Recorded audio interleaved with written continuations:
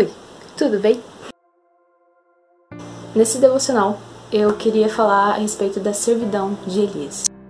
Mas antes de começar a falar necessariamente da servidão, eu queria primeiro dar uma introduzida e falar a respeito do contexto em que Elias se encontrava na época que ele surge no meio da história. Bem, a história de Elias, ela se encontra no livro de 1 Reis, que é o livro em que o rei Davi ele sai de cena, né? E o que vem em seguida é a descendência dele e a sucessão do trono, certo? Só que nessa sucessão alguns problemas surgem, que seria o desviar do caminhar com Deus. Vários reis cometem vários pecados, fazem o que não deveriam fazer e provocam a ira de Deus, até que chega no rei Acabe. A essa altura, o rei Acabe já está governando, o povo de Deus já se encontra dividido e o rei Acabe ele é considerado como um dos piores reis para o povo de Israel. Se não é um dos piores, ele é o pior. Quem era Acabe? Acabe era um rei arrogante, que acreditava muito no seu próprio poder. Ele tinha construído um sistema, que, de uma forma que ele pudesse manipular o povo e fazer segundo a sua vontade, governar da forma como quisesse. E a verdade é que ele adorava outros deuses, que são dois em específico. E esse sistema de informação que ele tinha, de manipulação, era composto por cerca de 850 profetas. Só isso, que se diziam ser profetas, instrumentos desses deuses, que fazia tudo de acordo com o rei queria. Esse era Acabe. E é no meio dessa história, desse governo de Acabe, que Elias surge. E quem era Elias? Elias era um profeta de Deus, o Deus único e verdadeiro, certo? A Bíblia não deixa dúvidas que Elias era um homem de oração, de muita oração. E ele é apresentado na Bíblia, a partir do capítulo 17 de 1 Reis, que diz assim: Então Elias, o tesbita dos moradores de Gileade, disse a Acabe: Tão certo como vive o Senhor, Deus de Israel, a quem eu sirvo, não haverá orvalho nem chuva nos próximos anos, a não ser quando eu disser. Bem, logo de cara, Elias aparece já recebendo uma ordem de Deus, que é para ele ir falar com o rei Acabe. Agora imagine você, no meio de um povo que adora outros deuses, E sendo você o único que adora o único Deus verdadeiro, certo? Recebe uma ordem dizendo que é para você ir falar, dar uma notícia não tão boa para o rei desse povo. Esse era Elias.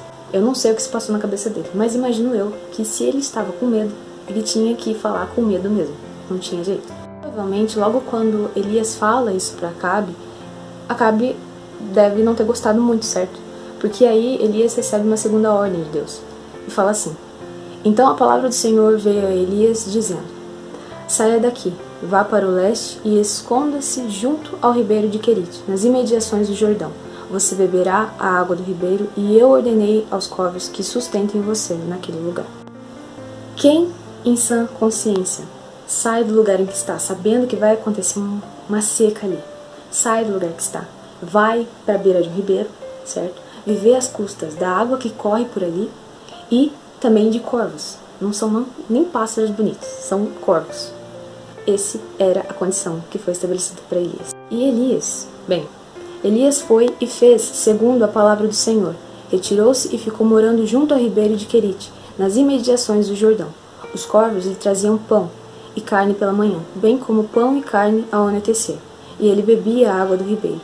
Na Bíblia não fala quanto tempo Elias ficou isolado nesse ribeiro, mas ele não tinha muito com que se distrair. Era só ele, Deus e a natureza. Sendo Elias um homem de muita oração, imagino eu que ele tenha passado um tempo de qualidade com Deus, Até porque as distrações não eram tantas assim. Então, imagino eu que ele tenha intensificado esse relacionamento dele com Deus. Mas eu não estou falando de relacionamento, certo? Eu estou falando da servidão. E é exatamente isso que eu queria que você entendesse. Justamente por Elias amar Deus, ele ter intensificado o relacionamento dele com Deus nesse momento de isolamento, ele fazia as coisas por Deus sem buscar interesse nenhum, sem benefício nenhum. A fé, a graça, o amor era suficiente para Elias viver. A alegria de Elias se encontrava justamente nessa servidão, mesmo que fosse ele sozinho. E aí, eu queria te fazer a primeira pergunta: a quem você tem servido?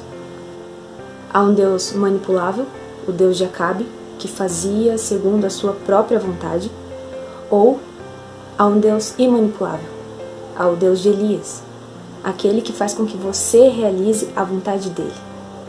E aí surge a segunda pergunta: com quem você tem feito e mantido a aliança? Porque chegou um momento da sua vida em que talvez você tenha dito sim para Deus, mas dizer sim é uma coisa, manter esse sim é outra. Tem mantido aliança com aquele Deus do início que você conheceu, ou você também tem feito alianças com outros deuses? Deuses da vaidade, deuses da preocupação, deuses do medo, deuses da distração. Com quem você tem mantido essa aliança? E aí eu te faço a terceira e última pergunta. O seu coração se encontra disposto, assim como Elias estava, para se isolar do mundo, assim como Elias se isolou, quando o mundo te exige fidelidade? Enquanto o mundo inteiro te oferece distrações via internet, via lá fora, que não é para ir lá fora, você se encontra disposto a passar um tempo de qualidade com Deus, se isolar por um tempo para passar esse tempo de qualidade com Deus, intensificar esse relacionamento com Deus, a ponto de você servir de uma forma agradável a Ele? Fica aí essa reflexão do devocional de hoje. Que Deus abençoe muito a vida de vocês, o sábado de vocês, e vão se encher de Deus, assim como Elias se encheu.